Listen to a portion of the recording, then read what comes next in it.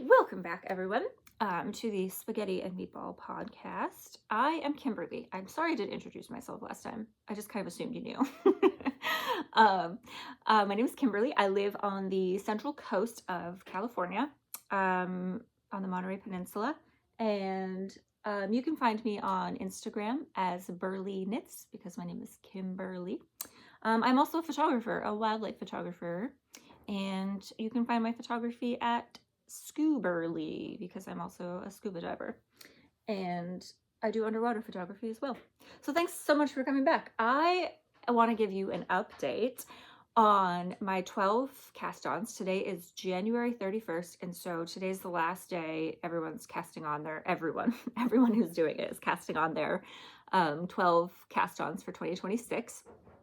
If you don't know about Ange from Yarn and Yarns, she hosts a 12 cast-ons party every year, and from about December 24th to January 31st, she casts on 12 projects. I just found out about it this year, and I jumped on board wholeheartedly because I love having too many projects going at once. What is too many projects going at once? In fact, I've already finished some of them. So last time on the podcast, I did not show you all of them. I had one that I had actually cast on. Oh, my cat's showing up. I had one that I had already cast on but didn't have with me. And then I've got the other 12. So I want to start with those, and then I have some other projects that I have finished. I have some other, Bonkers is stepping on the thing. I have some other projects that I'm working on that are not part of the 12 cast-ons, and okay, come up here.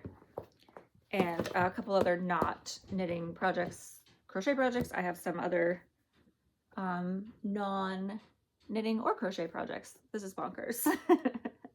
Sit. Good boy. Okay, so update on the last time I showed you 8 of them, so I have 4 more to show you. Number 9 is called the Treppenviertel Hands. Don't think I'm saying that right, but this is the glove pattern. Check me out on Ravelry for like all the details of things. I'm going to take this ring off.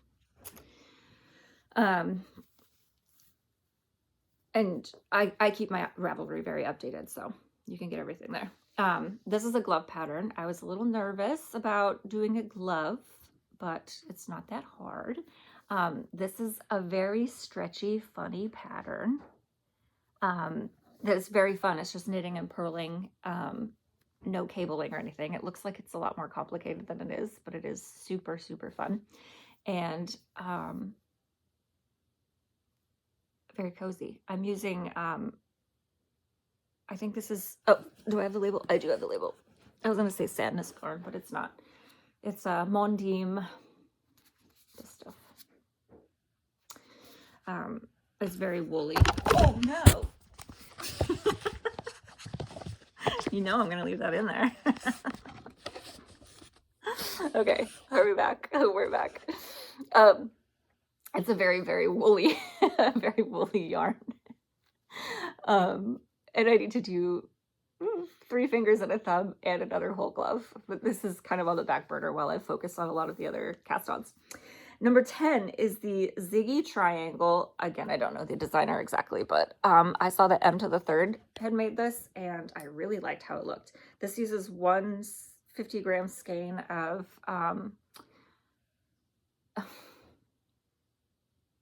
dyed in the wool. What is this called? Spin Cycle. And I have, this is, I think Hudson and West, or the other thing that went out of business a while ago. And as you can see, it will start to zigzag across the whole thing. I only did that much. I did that in about an evening, and then I have not worked on that at all since, and I've been working on everything else. But this is going to be a cute little triangle shawlette thing. Scarflet shawlette. Very, very tiny. Quite tiny little thing. But this is quite fun, but again, I have to like concentrate so much on it, so it doesn't get a ton of my attention. And then 11 is a Sophie scarf. This is a cashmere Sophie scarf. I don't know what this is. Oh, this is another discontinued yarn. The label's over there, but since it's discontinued, you probably don't care that much. that I got at Martin's in Brewer, Maine. And I was so close to finishing it, but I just didn't so that I could show it to you before, while it was in progress. But I got 2 balls of this. I think these are 50-gram balls. And I knit one whole ball until it was gone, and then I started the decrease on the other one. And so then I would know that I could just use up the whole thing. But it is quite soft, quite squishy. I think it'll be an okay length. Oh yeah, it'll be pretty good. Yeah, quite nice. I think it's gonna be good. So I'll finish this maybe today. Maybe right after this, I'll finish this one up. And that'll be another one all done. I'll talk about stash. Yeah, I'll talk about that in a second. Okay. And then finally, I was hoping that this would happen, that this could be number 12, and it happened.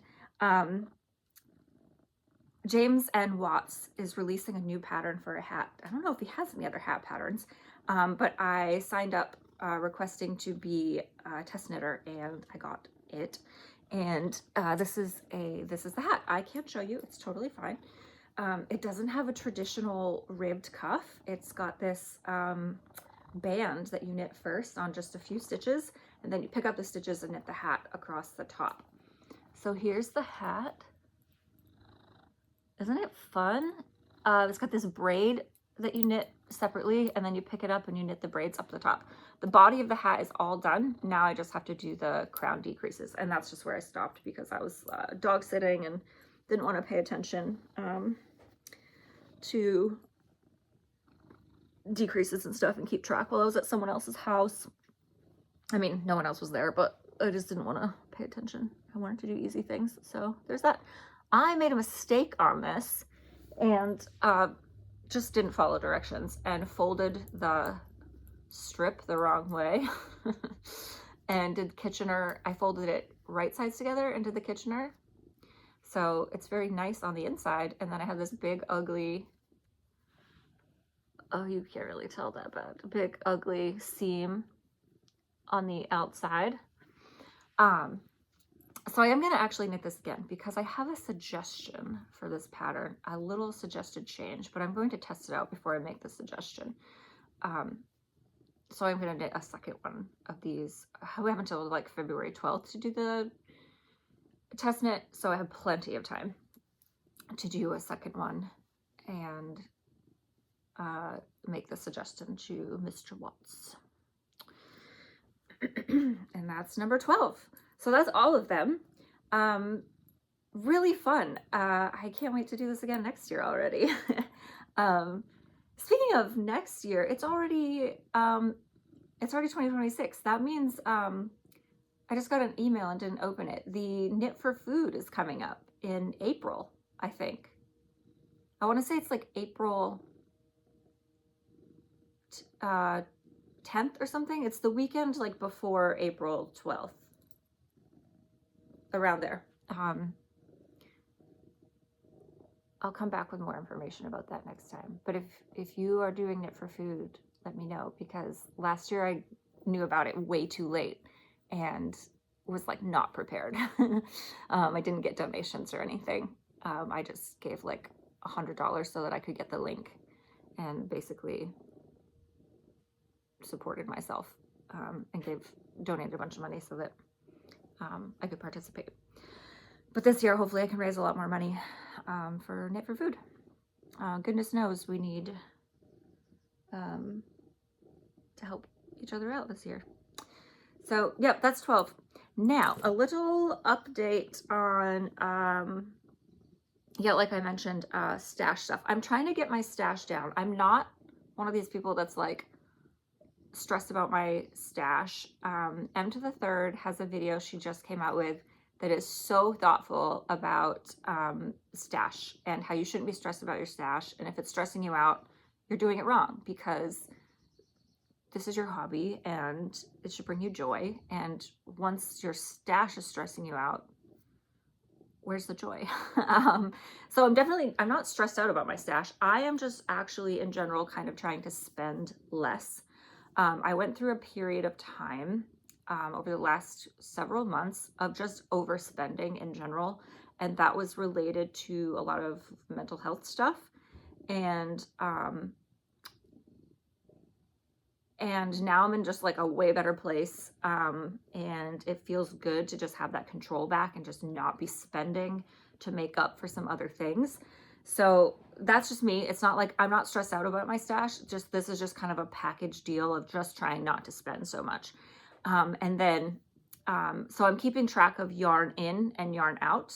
And that's not something I'm going to be like bragging about, like, oh, this exact number of grams that's coming in and coming out every month.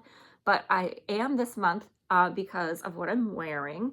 This was like 400 grams out, a little bit more than. So I'm about 700 grams down this month. And I've brought none in. So that feels really good because I was kind of in this hoarding place for a long time of just like, oh, it's pretty, I need to buy it. But just because something is pretty doesn't mean I need to own it. And that's kind of like that's a huge deal for me. So, yeah, so when this is done, this will be, you know, another 100 grams, or maybe it was 200. No, it couldn't have been. Another 100 grams that's out. And that just feels really good. It just feels good to be like kind of in control of things.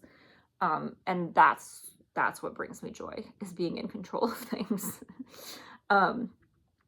So yeah, go check out that video. I think it's just for members only right now, but it'll be released for everyone shortly. I do pay for her member videos because she's a fantastic creator and I want to support her.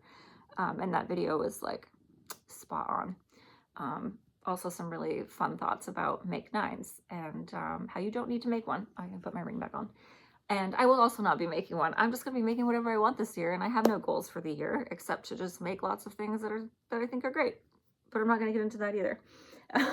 And part of the reason I'm also trying not to spend a ton of money is I did already spend a ton of money. I was going to go on a vacation in April, and I am so fortunate to have unlimited PTO where I work, which means I basically have none.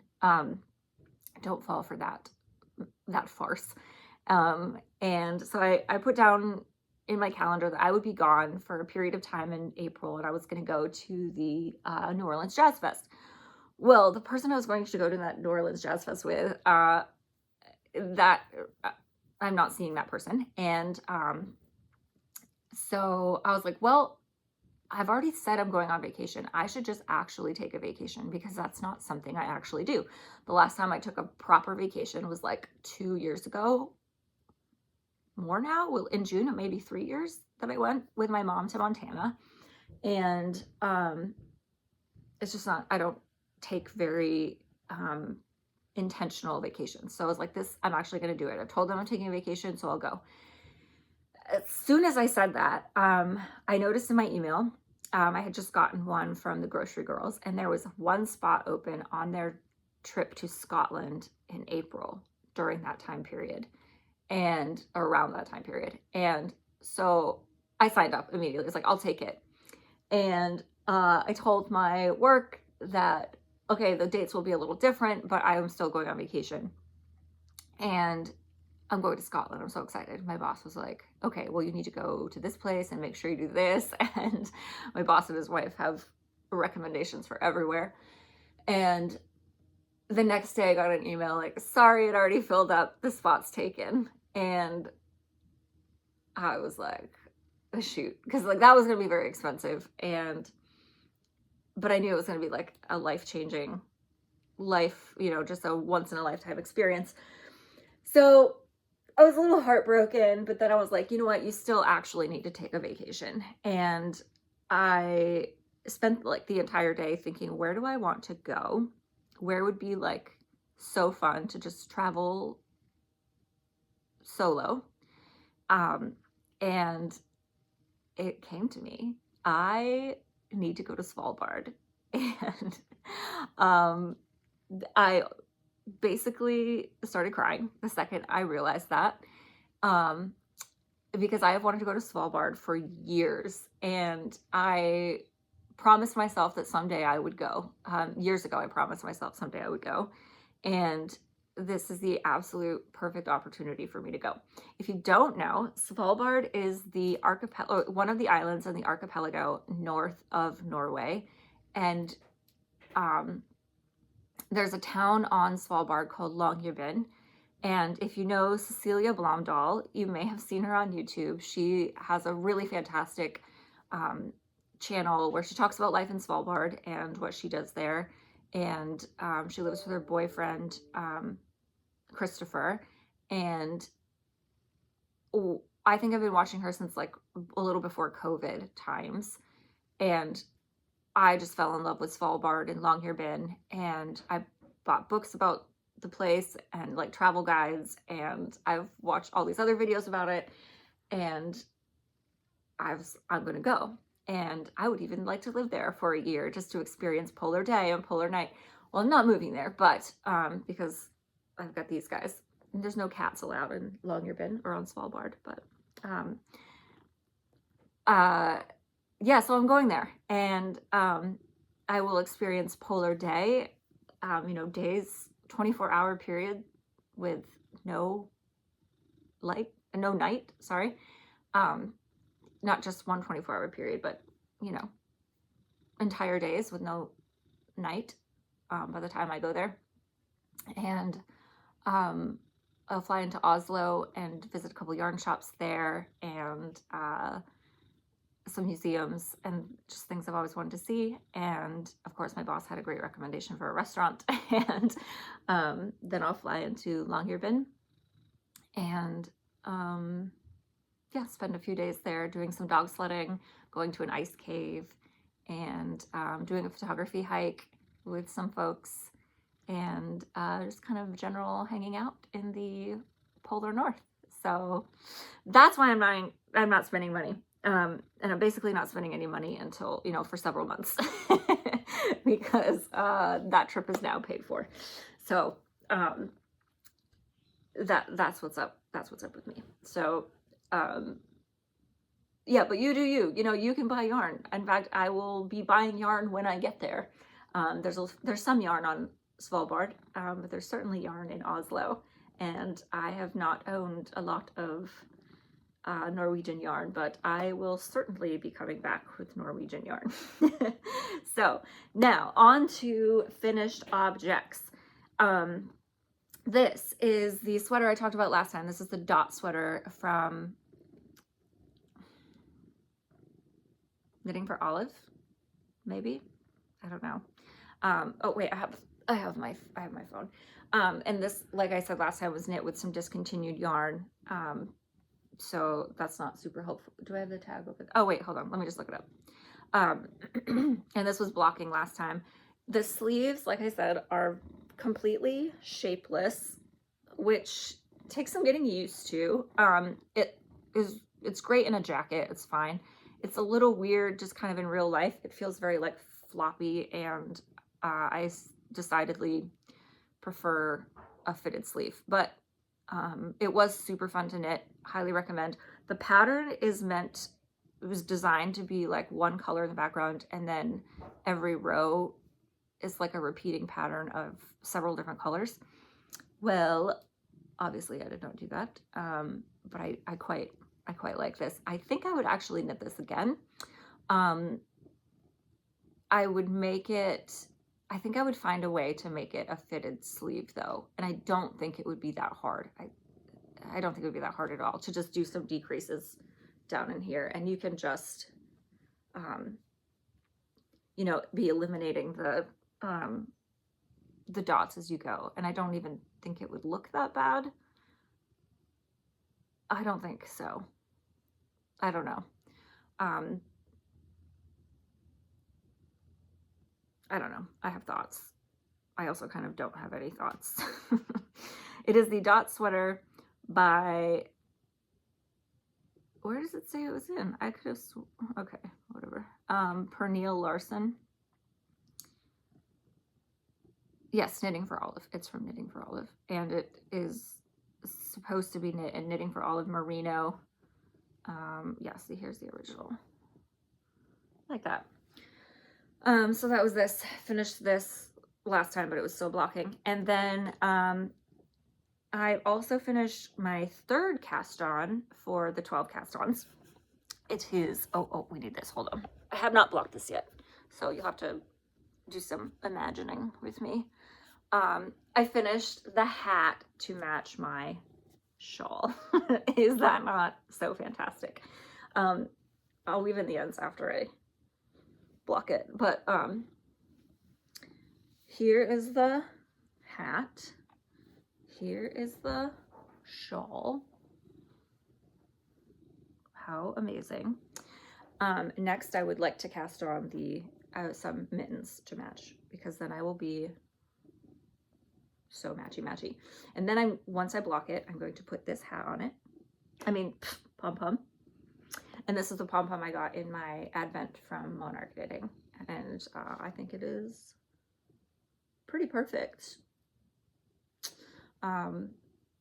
This is the Painting Honeycombs hat by Stephen West. This is the Painting Honeycombs shawl that I showed you last time from Stephen West. And then there's also a Painting Honeycombs mitten pattern that does need some modification to kind of make it work with fingering weight, but I've done it once, I'll do it again. And I have plenty of, I didn't bring it over, I have plenty of leftover hedgehog fibers, mini skeins leftovers to do this, and that's what these all are, the hedgehog fibers mini skeins. So there's that. I finished that. I'm gonna block this when we're done. And I finished cast on number 8, my Bow Bow hat. I actually kind of stalled out on this because and I was like, it's not growing, I don't know what's happening, and then something clicked and I finished the whole thing in like no seconds. This is the Bow Bow hat. The pattern is meant to have 2 colors up here and then a contrasty color down here. And I had no plan for the, what the rim was going to be. It's, you knit it super long and then fold it in under and sew it. I'll give you my word to the wise in a second. So I just did this. This is Swainyo by M to the Third. Apparently she's the star of the show. And it's like a merino, and hers is all natural dyed. This is gorgeous yarn to work with. I barely used any of it for this hat, so I still have plenty to make something else with it. Then I went into my stash.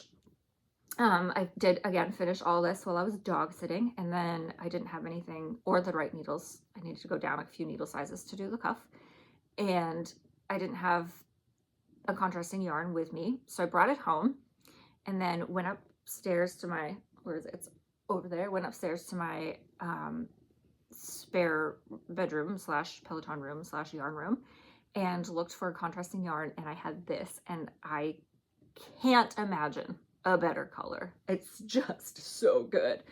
And I think I bought this for us. I think I bought it at Monarch and was swatching to make the sweater number 15 from My Favorite Things. Then I ended up getting yarn way later at Farmer's Daughter Fibers when I was driving. Oh dear. When I was driving through, hold on. Okay, I'm back. That was a client.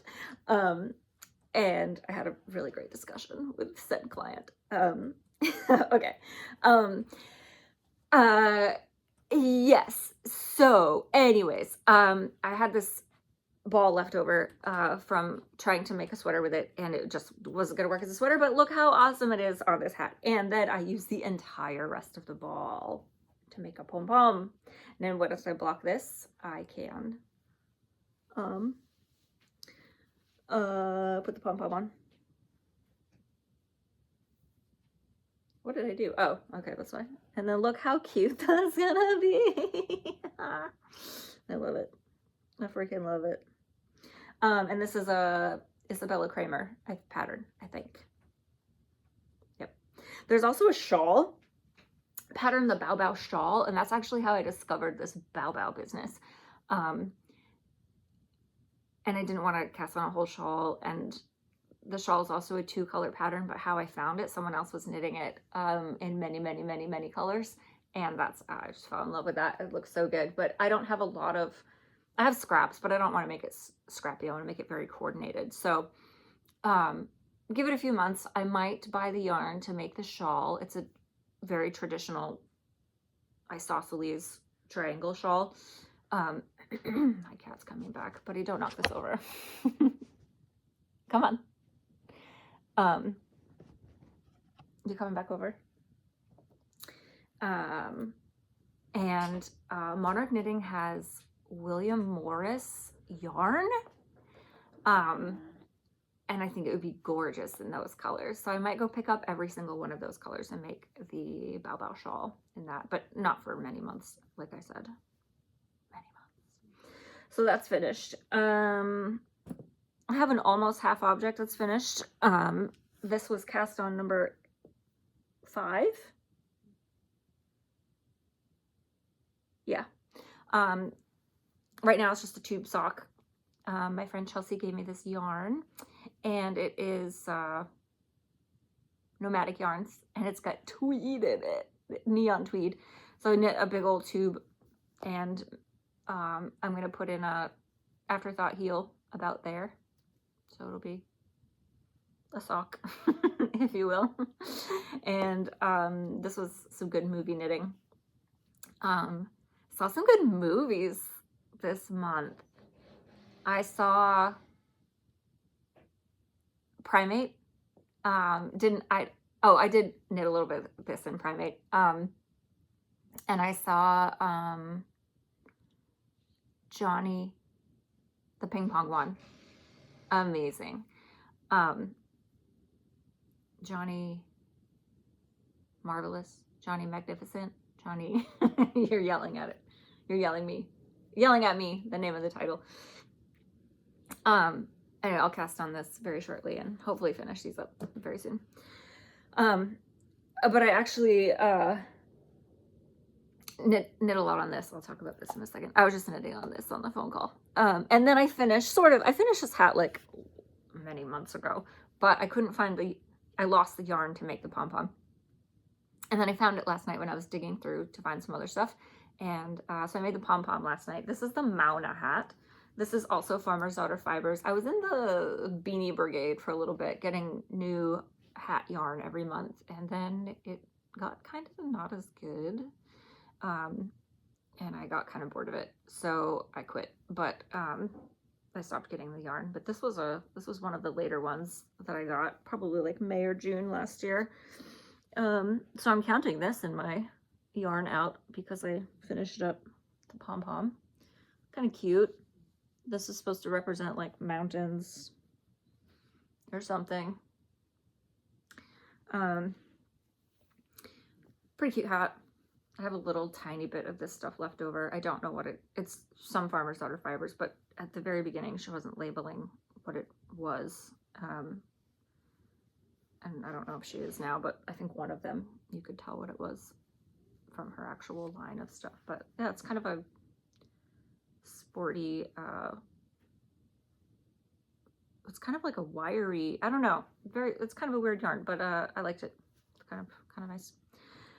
So that's that. And then, yeah, I've been working on this in movies. I actually marked for the ping pong movie I knit this much, which is quite a lot. This is a Musselburgh hat. I think it might be too big, but it's not actually at a place where I can try it on. This is going to be a Valkyrie's hat. It's kind of the perfect purple. If I had I bought a patch on Etsy. Valkyries is the women's basketball team in San Francisco, and they don't have any beanies. I went to a game last year, and the game where they got kicked out of the playoffs, but last year was their first year like existing, which I didn't even realize because I don't really pay attention to sports. Except the Patriots are going to the Super Bowl. If you didn't know, I'm from New England. I'm from Maine. I grew up in Maine. And there's still a place in my heart for the stupid Patriots. So I'm very excited that we're going to the Super Bowl. So it's going to be a Northeast versus Northwest Super Bowl on Sunday. Not this coming Sunday, but the next one. Anyways, what was I talking about? Oh yeah, Valkyries. So they made it to the playoffs this year, their first year existing. And then I was happened to be at the game where they lost, and then they weren't in the playoffs anymore. The game that they played in San Jose. So I needed a beanie. This does look way too big. Oh, I might be ripping out this whole thing. But I tried to make it a little bit bigger because I do want to use up this entire thing. This is North Bay Fibers, not North Bay, San Francisco. It's from like Wisconsin or something. I'm going to use up this entire thing because I want this to fold over quite a bit. And I did it like a normal size one and folded it over a couple times to put a patch on it. And it's very, very snug. So if you're going to fold it over a lot, it has to be a bit looser. So hopefully this turns out all right. If not, whatever, I'll rip it out, I guess.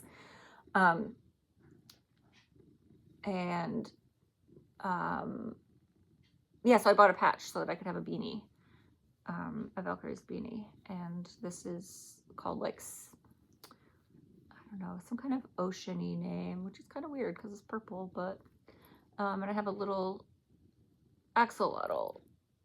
This marks the end of the increases. I didn't mark how much I knit during the Scary Movie primate. I didn't think of that. I thought that would have been really cool, but this is how much I knit in the very long movie. And yeah, then I just knit about that much on a call with my client. And I think that's it. I would like to cast on the mittens for to match my shawl and my hat. And and then another project I'm going to start, hopefully. Oh no, wait, I forgot this. Yesterday I did a ton of crocheting. I watched 3 movies yesterday, not at the movie theater. All this knitting is movie theater knitting. Get back to the theater, guys. Get back to the theater. It's fun. Eat popcorn. Don't put butter on it. I realized I started hating movie theater popcorn. And if you don't know what makes movie theater popcorn taste like that, it's coconut. It's coconut oil. And I thought that was really interesting. And then once I realized that, that's all I can taste is coconut. And I was like, fine, I guess I hate popcorn and I can never eat it again. And then I was like, you could just ask, like you could stop asking them to put tons of extra butter on it. And so the last time I went, they're like, would you like butter? And I was like, no, thank you. And they kind of looked at me weird. And it was a fantastic experience because it just had the normal stuff on it, like the other chemicals and not the coconut chemicals. And it was very delicious. But I do encourage you to get back to the movie theaters. It's cool, okay? Everyone kind of stopped, but we're going back now, okay? Go back. But anyways, last night I watched 3 movies. I watched Will and Harper. It's about Will Ferrell and his transgender woman friend and someone he worked with at Saturday Night Live who transitioned male to female, and they do a cross-country road trip together. And I cried like you wouldn't believe at the end. So beautiful. And then I watched Oh Hi, the one about the girl who reacts totally reasonably after she finds out her boyfriend has just been leading her on and like playing house basically, and he's not interested in a relationship. And I hope that's not a spoiler. No, it's kind of the whole point of the movie. And then I watched The Last Black Man in San Francisco. I had already seen that movie many years ago. I don't know if it's that old to say many. It might have come out in 2018 or 2019 or something. But I saw that it was on Amazon Prime Video, and I was like, hey, wait a second. I think I know someone in that movie. And it was already too late to watch another movie, but I did anyway. And I was like, I'll just watch until I see this person that I think I know is in here. And then it happened quite early in the movie, and I just watched the whole thing anyways. But watching it now is just different than watching it then. I don't know if I was paying more attention, but like, yeah, beautiful movie. And the acting in it is, I don't even know how to describe it. It's like poetic and fluid, and it's quiet. And I don't actually mean that like audibly quiet. It's like,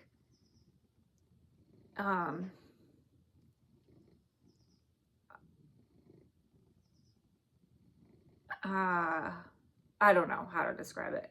I don't think I need to, but anyways, it's a really, really, really beautiful movie. And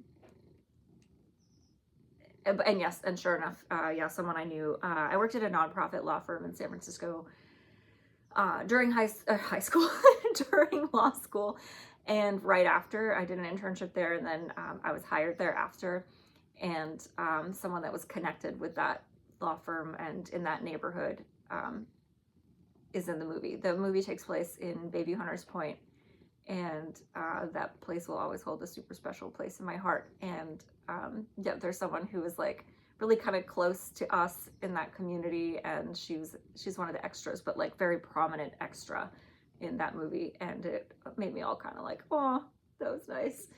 But the movie is about a house in San Francisco, and this black man whose grandfather built the house, and he's trying to get the house back, and it's really, really, really, really sweet, very sweet, and about friendship, and this friendship between these two black men. And I just love those two main characters so much. I love it. If it ever disappears from Amazon, I think I might have to buy it, because it's very heartwarming, but it's also, you know, it has some tough spots in it too. But there's one guy in it who is trying to write a play, and I don't know, has anyone else seen this movie? Does he have autism or something? That character, I had never picked up on him before, like what's going on with him. But I love that character so much. I gotta watch it again, I think. There's also like, I don't know, are they just friends? Like, is there a romance story there at all that they're just not talking about? Is that why there's like tension between them and the other men in the neighborhood, but they don't have to say anything about it at all in the film? I don't know. It's so good. And then the colors in the film are really good. Like many parts in it feel like a play. The colors are off just a little bit. They're like very vibrant. And the sounds are slightly strange in the film, but not in like an unprofessional way, like they didn't do it right. It's like they did it so right. Okay, whatever. You don't care. So anyways, while I was watching these three movies, I did a lot of crocheting last night. Actually, the whole first one, the Will and Harper, I intended to knit, but I just sat on the edge of the couch staring at the movie and then realized the movie was over and I hadn't done anything. That's how very good that one was. So I've been working on this project for many years, literally. I don't know when I started. This one's actually not in Ravelry.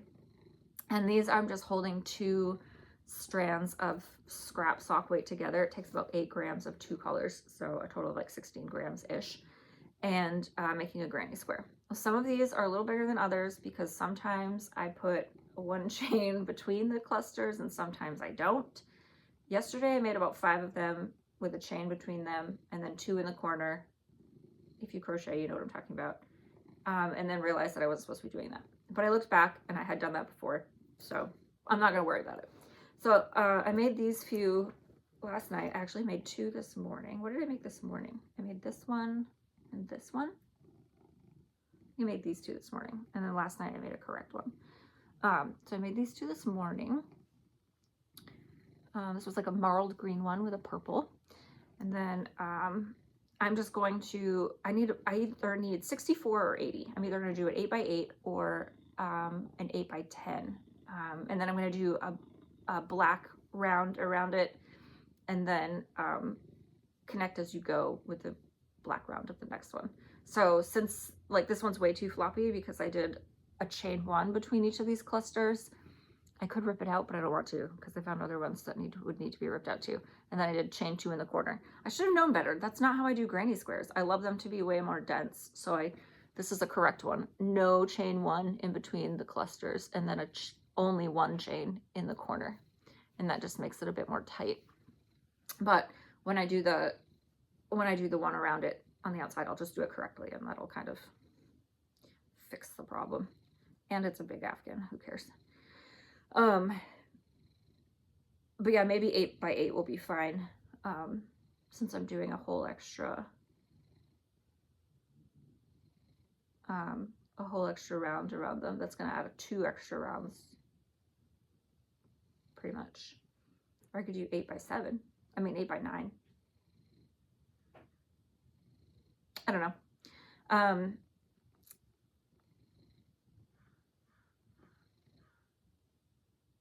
Yep, so anyways, that's what I did. And I'm using a, did you just see me do that? I'm using an I hook, or a 9 hook, or a 5.5 millimeter hook. And since I can never remember, and I've lost this a million times, I just keep it in this bag. And this is a Fat Squirrel Fibers bag, with the national parks on it. And I didn't even ask for this, and she sent me one with a Channel Islands one on it. How amazing is that? I think there's something else on here that made me happy. Did I get a piece of Acadia? I got a piece of Arches. I got really excited that something else was on here. I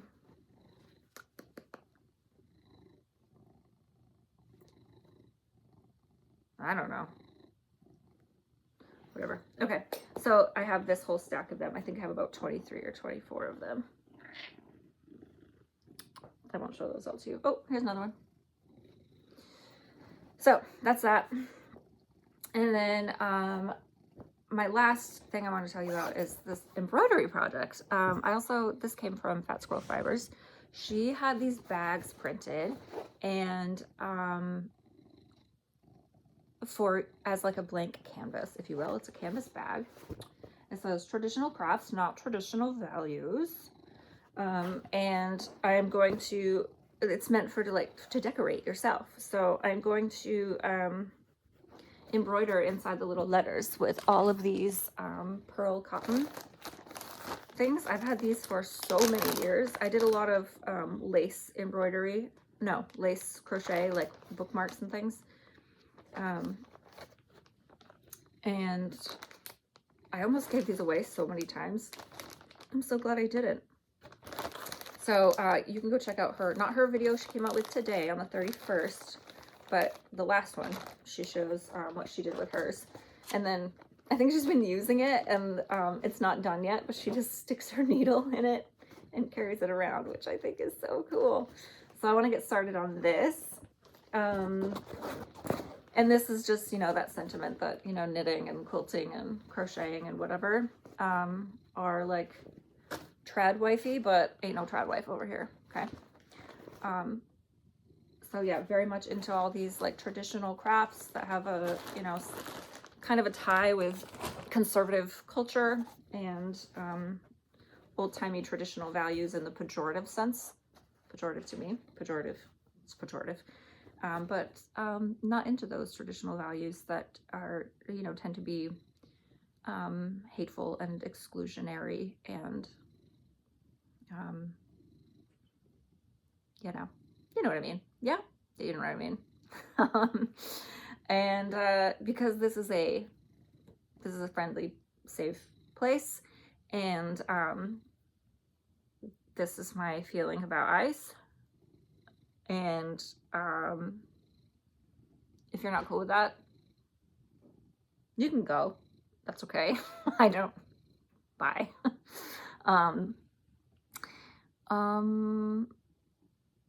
Yeah. We're a raging leftist over here. So, if that's not obvious, might not be, but it will be. I hope you have a wonderful day on this January 31st, as long as I can figure out how to put 2 videos together. And I hope that the government doesn't kill you or anyone that you know, and I hope that they haven't done that yet. And I hope that you get some joy out of your knitting, and I hope that February goes quickly for you. And I hope that it is a joyful time. And I hope that we start to see some change. And I hope to see you again soon. And I will have lots of really lovely things to show you next time. Bye.